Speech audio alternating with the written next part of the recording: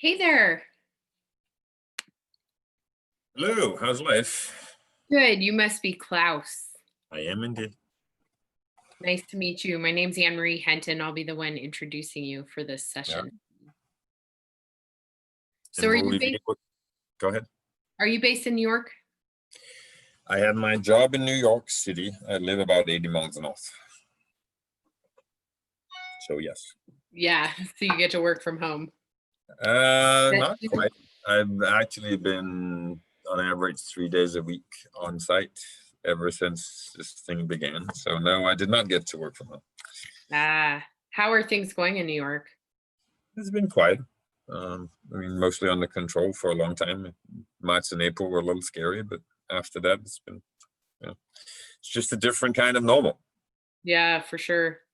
Now we're seeing a lot of cases spike here in New Mexico right now. So New York is ticking up a little bit again, but still one of the lowest places in the country. And Europe is having it bad again. So no, that whole just waiting for a vaccine. So interesting. Yes. Well, you must have an incredibly interesting job. Dealing with COVID-19 and cancer, yeah, that's pretty interesting. Yeah. The cancer centers were deemed essential, right? Or did they have to shut down at any They point? had to shut down, which has given an interesting dynamic. Obviously, enormous financial losses, but more importantly, negative impact on treatment, and people are still afraid of coming back to get treatment. So we're probably losing more lives due to people not getting treatment than due to the virus.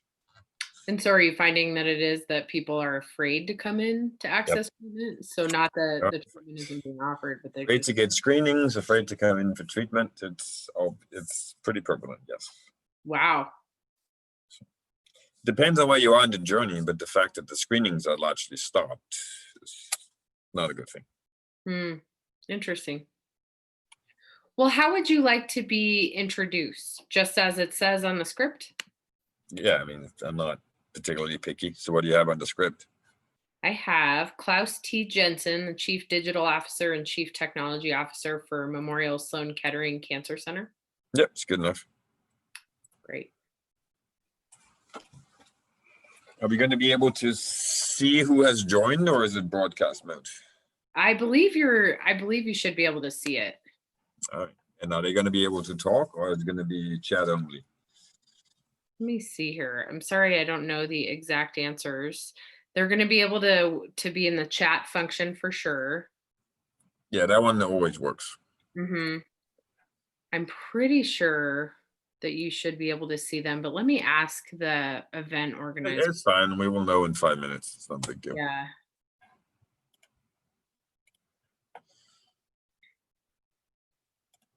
Any idea how many people might join?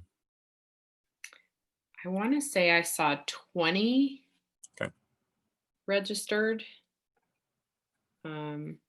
So I'm involved because I'm on the board of directors for the New Mexico Technology Council. Right. So I by day, I've been doing economic development for Albuquerque for years, and I just made a job transition to do growth and strategy for a portfolio of private companies. So I'm in this interesting middle space, but that all of us on the board volunteered to participate to help keep the sessions going and to make sure that speakers have everything that you need, et cetera. So yeah, I've done lots of WebEx, Zoom, and Teams. So for me, this is routine. Yeah. See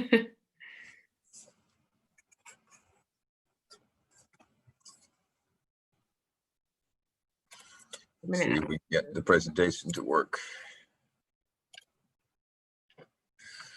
I should be sharing now. Yep, I can see it. Good.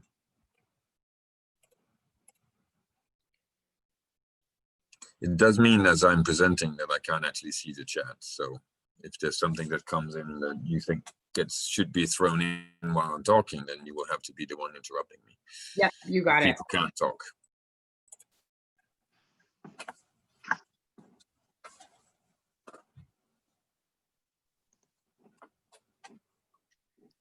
Hi, this is Ava. I just want to let you know I popped on and made you a co-host. So in case you need to mute any unruly participants or anything, you'll be able to do that. Okay, great. And I actually just sent you an email. Will Klaus be able to see participants the way that you can see us right now? Yes, so if they have their video on, then they will appear. It looks a little bit different because it's focused, to show who's talking, just for a cleaner look. So if someone wants to join the conversation and talk, then yes, Klaus, you will be able to see them if their video is on. So that's the way it's And set up. they control their own microphones, correct? They do, but Anne Marie also has controls if anyone doesn't know they're not on mute, so she can mute them if need be, but they will be able to unmute themselves. Got it. So we're in meeting mode, not broadcast mode. Yes, that's correct. It's an interactive meeting. Should have said that. Great. Okay, I will be jumping around. I need to pop out and just make sure one other session gets going okay. But do you need anything from me right now? No, I think we're good. Will participants just automatically be let in? Do I need to do that? Nope, you're all good. They'll join straight from the event profile and they have access to get in. So they will be joining you. Okay. All right, I will see you guys soon. Thank you so much. Bye now. Thanks.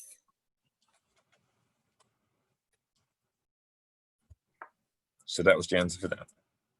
We're in meeting mode. Yeah. Yeah.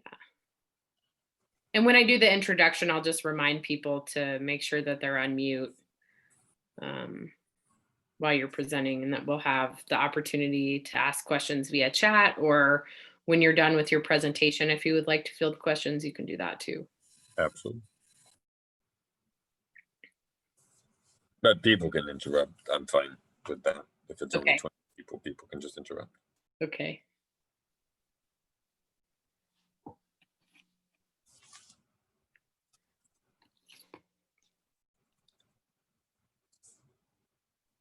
And so we'll wait probably, let's say 4 minutes. That'll give people a minute or so to get in.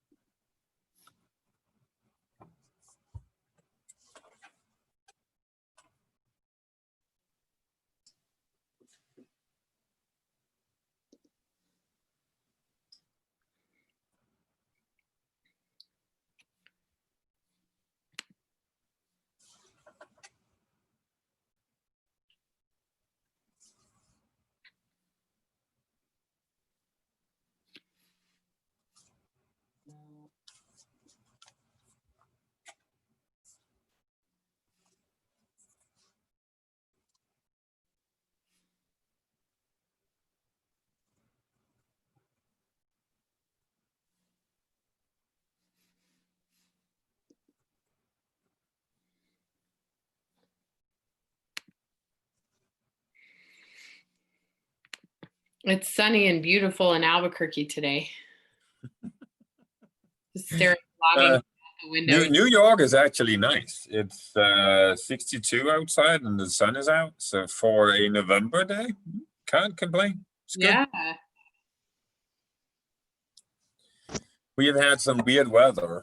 We've had temperature swings. Yesterday it didn't cross 34 degrees, and today we're 62. So that's a temperature difference of 28 degrees daytime. Wow.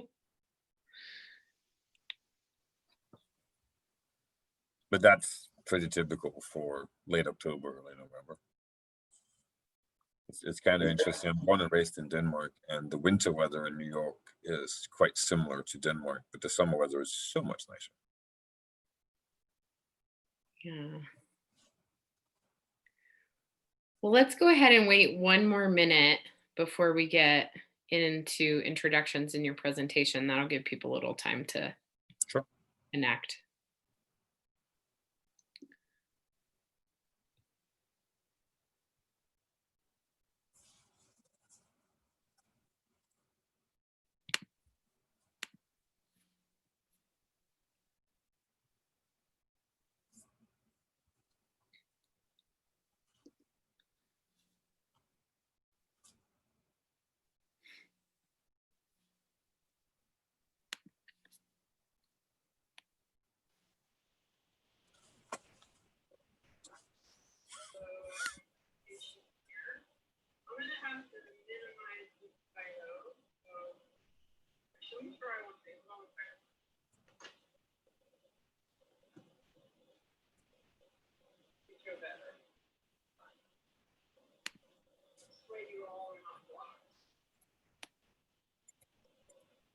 Do you guys see that? Yeah. All right, super. Great. All right, if you're joining us, if you could put your video on mute and your sound on mute, not your video, I'm sorry. That will help with the feedback. But thank you for joining us today. If you are here for the digital transformation case study for Memorial Sloan Kettering Cancer Center, then you are in the right place. My name is Anne Marie Henton. I'm on the board of directors for the New Mexico Technology Council, and it is my distinct honor today to introduce to you Mr. Klaus T. Jensen, who is the Chief Digital Officer and Chief Technology Officer for Memorial Sloan Kettering. Thank you so much for joining us. Thank you, Klaus. We look forward to your presentation. If you have any questions while we're going through the presentation, please put them in the chat, and Klaus is also open to you asking questions in the middle of the presentation, and also there should be some time at the end for a little bit of Q&A. And so with that, I will turn it over to Klaus for the presentation. Thanks, Anne-Marie. And you know, do just ask questions if you want to as we go along. It's much more fun if it's a dialogue. I brought a few slides to talk a little bit about our journey. This is really not my deck. It's with contributions from all of MSK. And it's going to start with a statement. The statement is that only bold digital creation and continuous digital transformation will protect our mission. This is a little unusual for an institution that basically exists to lead in the prevention, detection, treatment, and cure of cancer. That's the mission. We're a comprehensive subspecialized cancer center. We do cancer research, we do cancer education, we do cancer care, and you're thinking hospital. So why is this guy talking about the fact that only bold digital creation and continuous digital transformation will protect the mission? Because the mission is the very reason for existence, and isn't that treating people in the hospital? Well, it is that, and not but. If you actually want to pursue the understanding of cancer biology, continue to push the boundary, as well as push the frontiers of the standard of care, there's so much more you have to do, not to mention the fact that what people expect from anyone in this world of increased digitalization is changing very rapidly. So here's a little pictogram for you. Let's say that you exist to lead in the prevention, detection, treatment, and cure of cancer.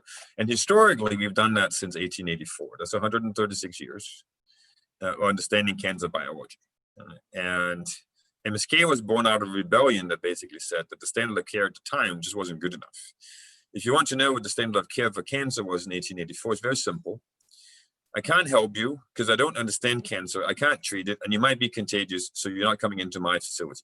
That was the standard of care. Go away. A few people thought that that wasn't okay, but they had a problem. They had to understand cancer biology in order to be able to treat any of it. And for 136 years, we've done a very good job of the 4 chevrons that you're seeing in blue. We've done basic and biological research. We've translated that to standards of care. We've educated clinicians and scientists, and we've done in-facility care. We have a problem. In fact, we have 2. We might even have 3. The first problem is that we can only touch so many people using hands-on mechanisms. If you exist to lead into prevention, to detection, treatment, and cure of cancer, you can either give your science to other people that can help someone, or you can try to find ways of helping more people directly. That's problem number 1. Problem number 2 is that we now know that, unfortunately, we can't find the answer to everything inside the cells when it comes to cancer. Sometimes cancers metastasize. That means the cells start wandering. We understand the biological mechanism. We don't know what triggers it. So increasingly, we need to understand the larger ecosystem around an individual to try to understand this part of the disease that we can't really help a whole lot. And then the third problem is that people increasingly make choices based on digital, and there's a relationship that you can build where you can help more people using digital means. So if you look at this particular circle, the 5 white chevrons are the ones where it's not people led by technology. People supported by technology is what I meant to say. It is technology supported by people. If you want to do population science, so it's not about the individual patients, it's about the population, it's at a scale where you can't call everyone. If you want to educate health consumers, again, you can't call everyone, you can't set up a consultation with everyone. If you want to educate the rest of the healthcare ecosystem in all things cancer, the provider institutions that are not as well versed in cancer biology as we are, you can't do that by basically sending people. You can't take care of everyone in their homes by sending a nurse, and you can't do digital therapeutics, again, through people. So the 5 white ones are different.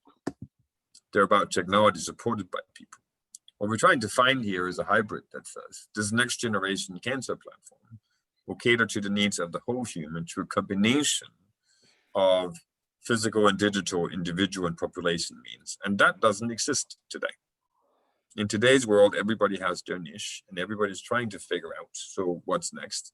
In our case, what's next is this, the true fusion of physical, digital, individual and population. So we're not trying to be physical only, because that doesn't actually reach enough people and we can't continue to drive our mission.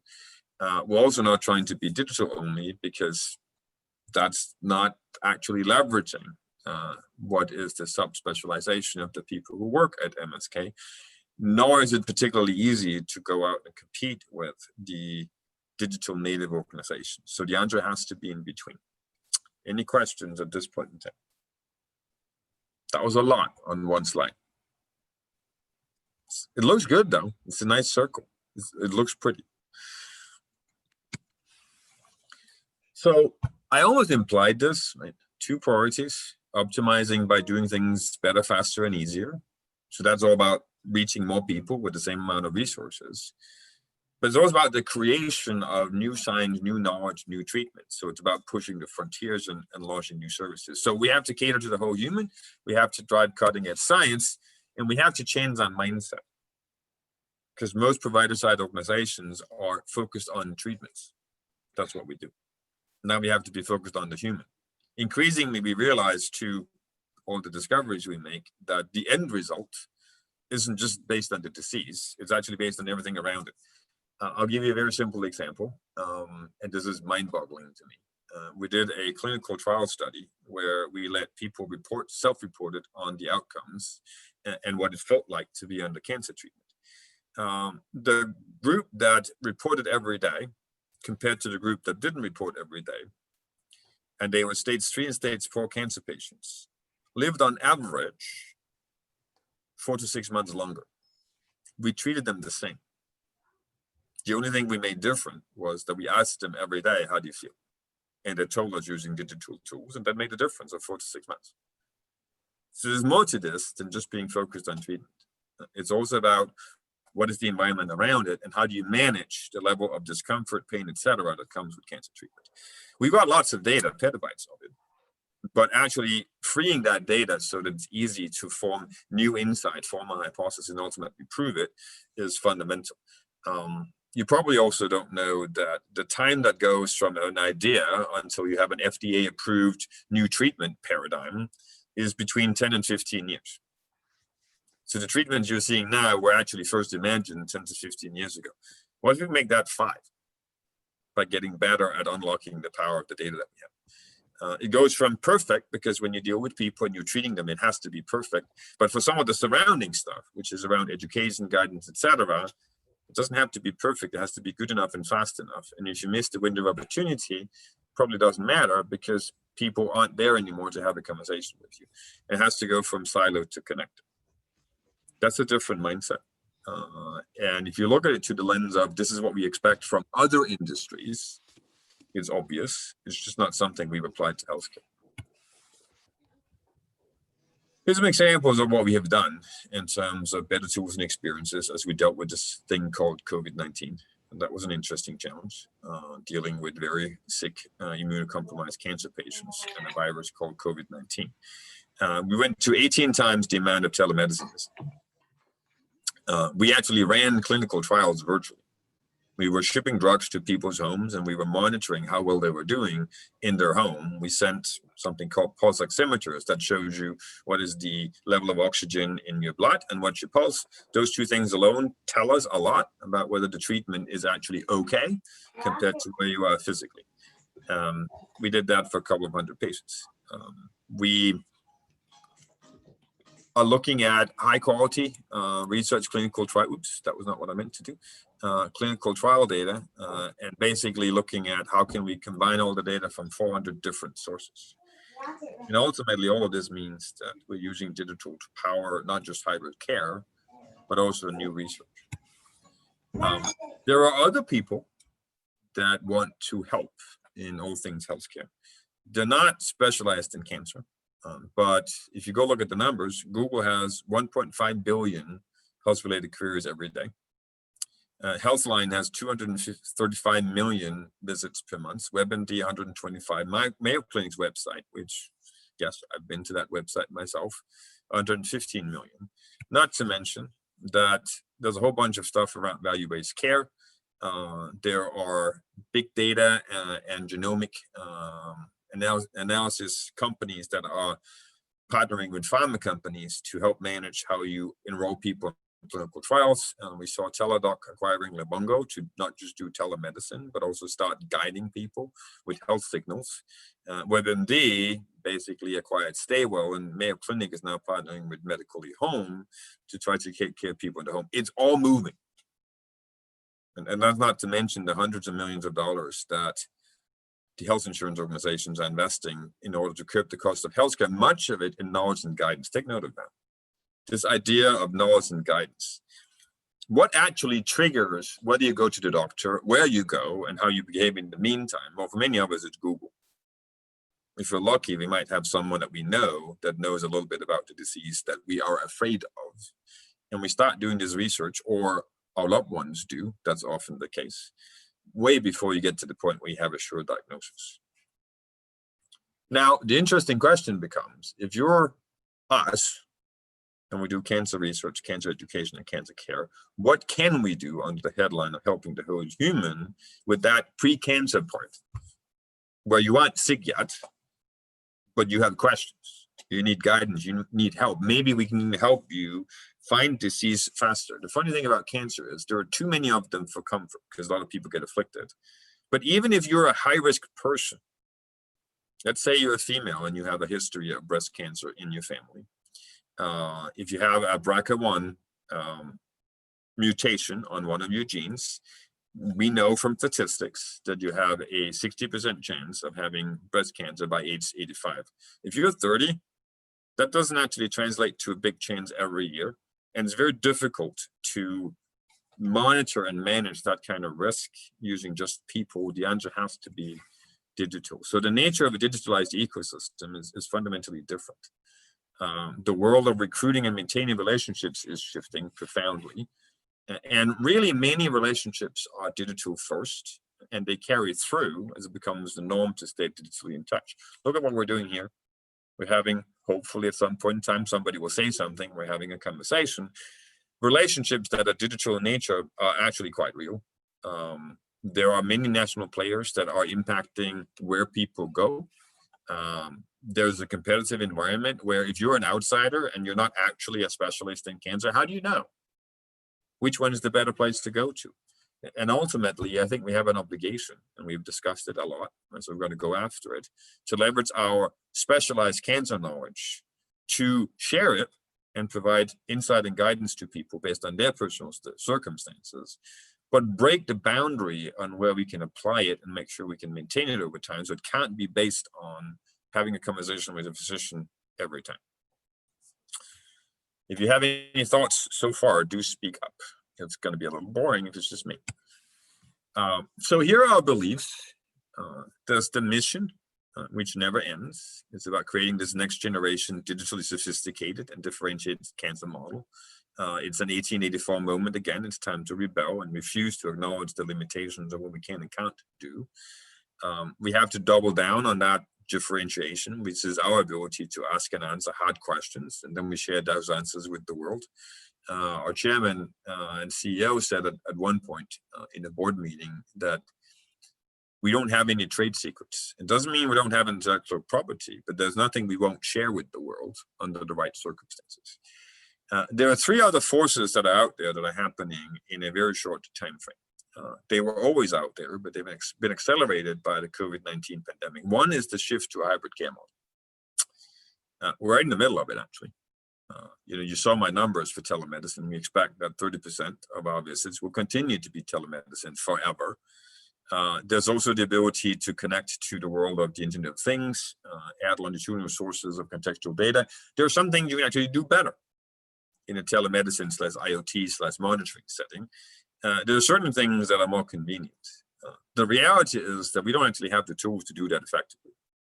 Because most of the technology out there is based on the call center model. You can call in, you talk to a doctor, you get a prescription, you're done. We do things that are a little more complicated.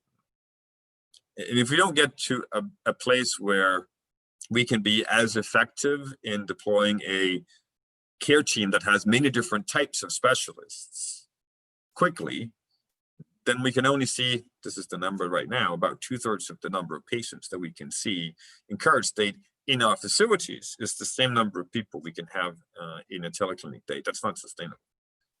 We have to address that in the next 6 to 9 months. There's this whole notion of local and path of least resistance. Everybody is tired coming out of the other side of the pandemic. There's also being spoiled from other industries where everything is just easy. Healthcare is not easy. There's a lot of friction. So increasingly people will choose where to go based on what they perceive to be easy and local for me. So showing up locally means removing friction, integrating IT systems and data sources, making people feel welcome. So we have to address that. And in 12 to 18 months, probably that's going to have a permanent structural impact on where people go and how they get help. And finally, there's this idea that, our scientists tell us that if we want to continue to drive the frontier of cancer science, we need to have access to 3 to 5% additional patients every year. If you multiply that by 20 years, that's a lot. And we can't continue to do it just by building hospitals. We have to find a different way of touching people and getting data and insight about them so we can continue to learn more about cancer and biology. And we can't rely on referrals for that. We have to meet and reach and connect with people prior to disease for a multitude of reasons, to help make sure we have access to more people, to make sure that we help them better by detecting cancer earlier, ultimately by making sure that there is a relationship that carries through into hands-on care if that's what they end up needing. Which translates to what we call 8 big bets. There are some high-level strategic priorities that we're going to invest in. One is a digital patient experience. These are numbered because originally it was 8 big bets and they were numbered this way. There's taking care of people at home and in the community. That's all about the hybrid care model. There are 2 that are related to removing friction, being seamless. You need to have situational awareness and have an integrated medical record. You need to provide 24/7 patient service. And we need to do a better job of integrating the different diagnostic disciplines and do proper lifecycle management of diagnostic materials.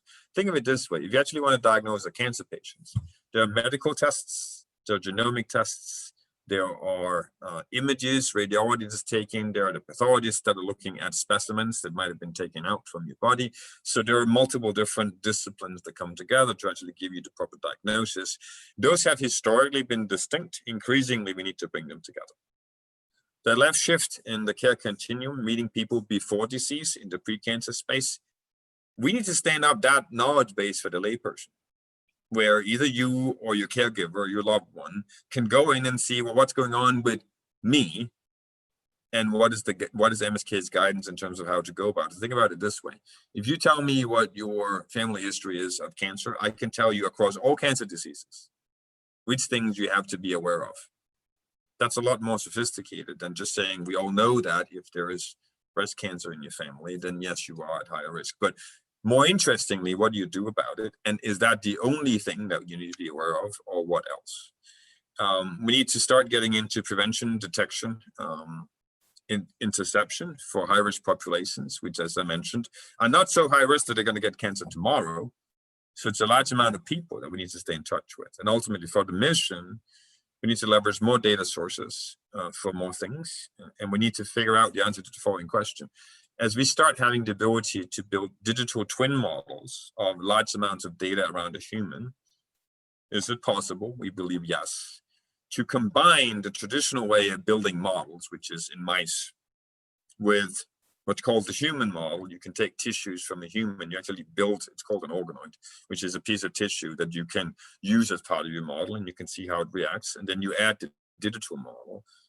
We're hopeful that that means that we can reduce by an order of magnitude the time it takes to gain new insight, frame a hypothesis, and do a first validation, and then go out and validate finally in a sort of later stage validation in the more traditional models, like try it out in a mouse.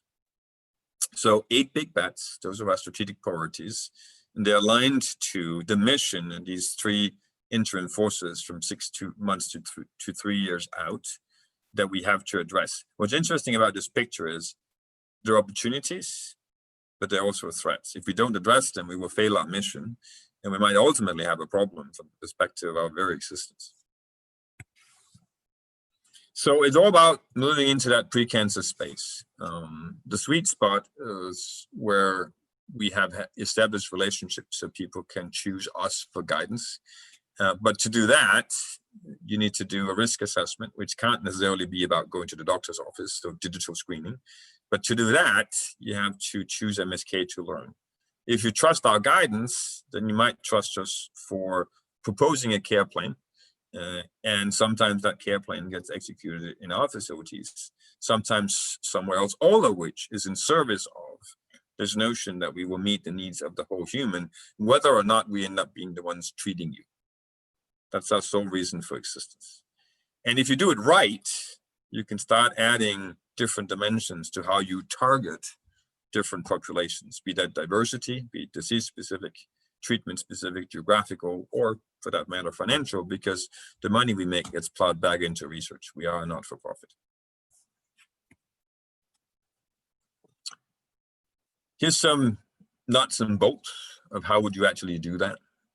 If you were to build this offering, this service, this product, which gives people guidance and knowledge before they get disease,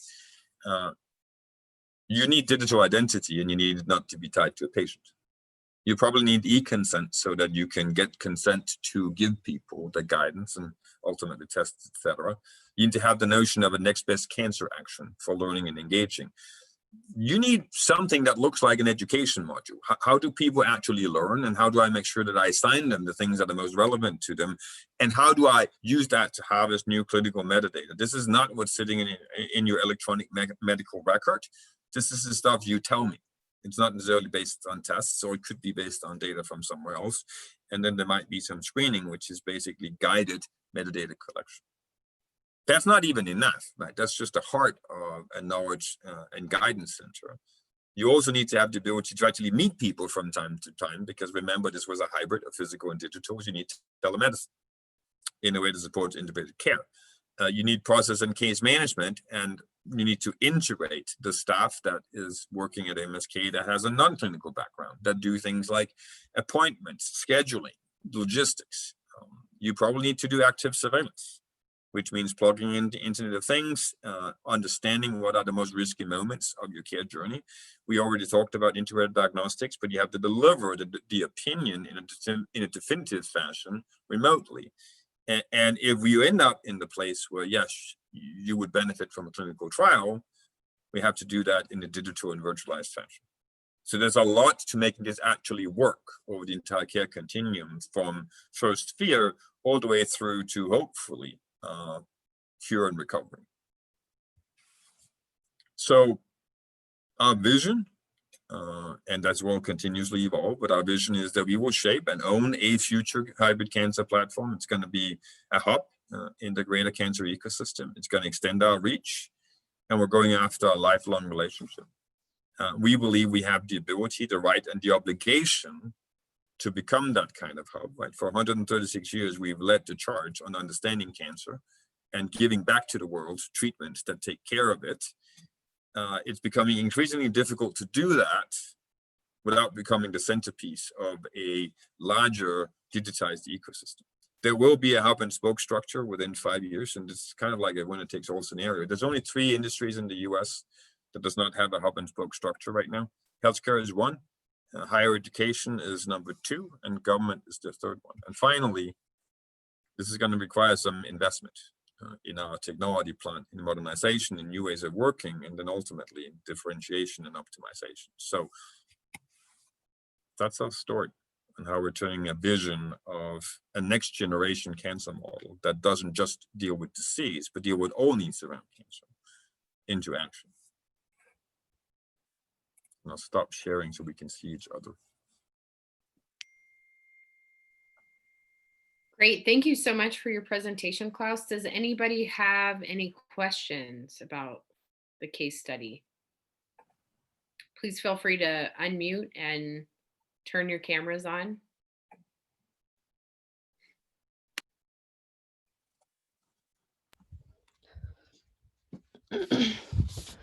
So I had a question. You know, it seems like the vision very much includes partnership with patients. And that's really a cornerstone, is really about building out,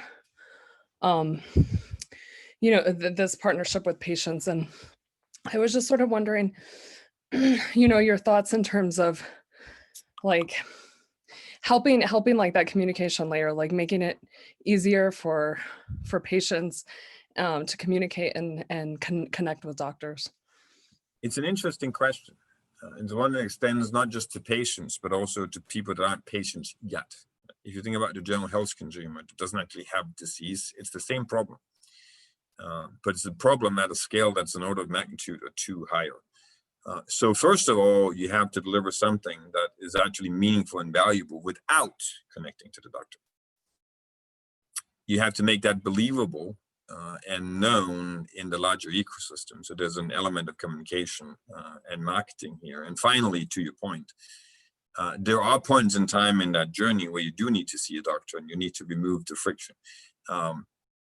We know from experience that when you become a patient, you become very close and attached to your care team. So it's not just about seeing a doctor, it's about seeing my doctor, my infusion nurse, my clinical trial nurse. So it's that kind of personal relationship. So it starts with intimate, but not necessarily based on an individual. It's an intimate relationship where you start sharing with us some of the stuff that's going on with you in a digital channel. It ends up with, if you do need actual treatment, the same kind of personal relationship to your care team that we've always taken pride in delivering. And then when hopefully you become a survivor, you go back to having a more lightweight touch again. I don't know whether I addressed your question, Michelle, but that was at least a thought.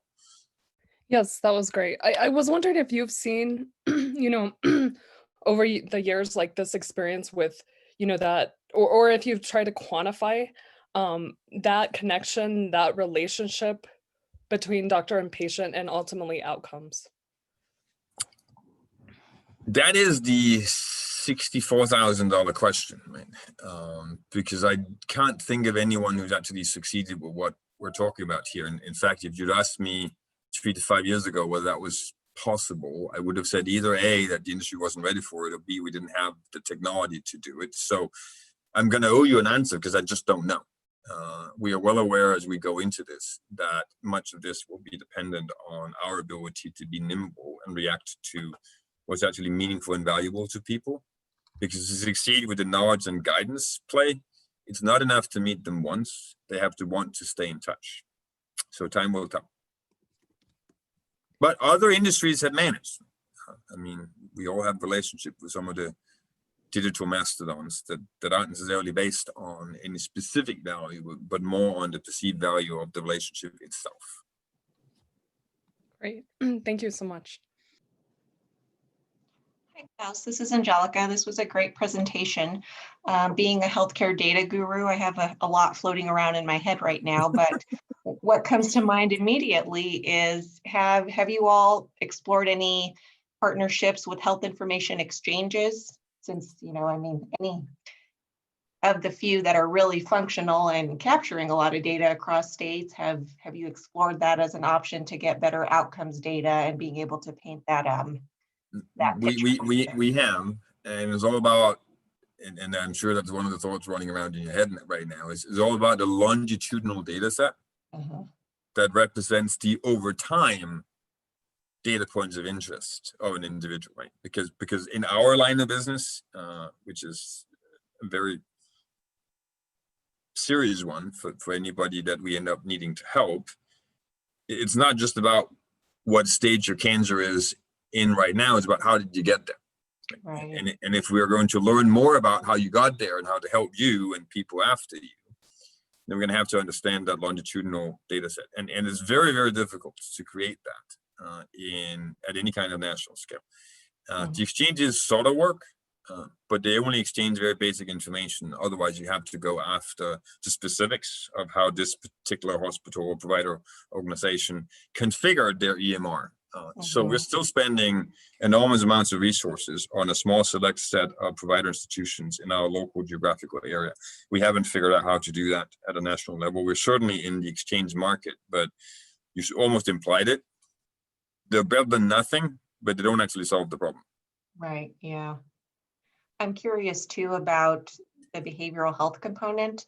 I mean, that's a national struggle, but particularly in New Mexico, where we have such a shortage of behavioral health providers.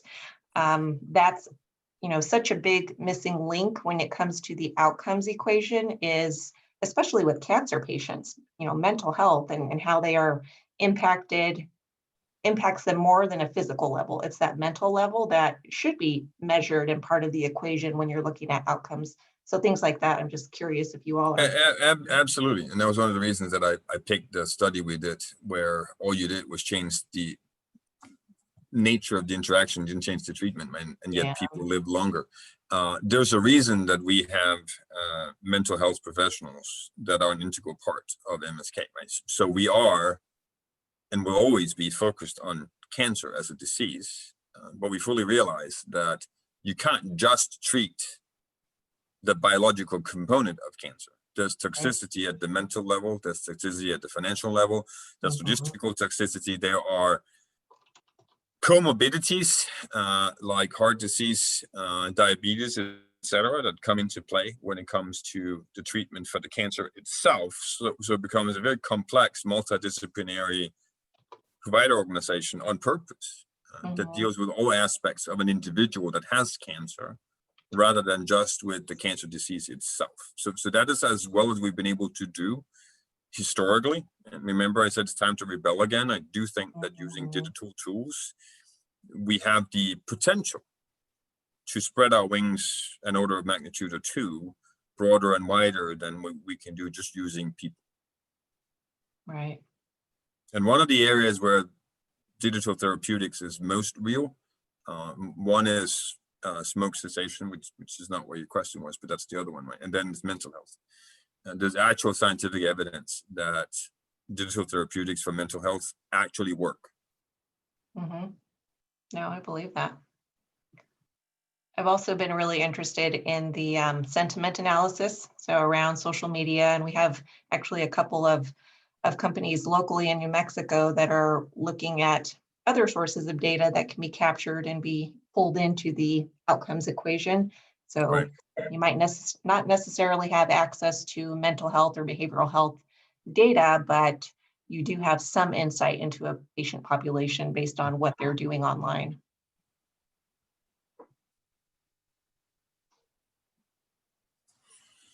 Other thoughts from the group?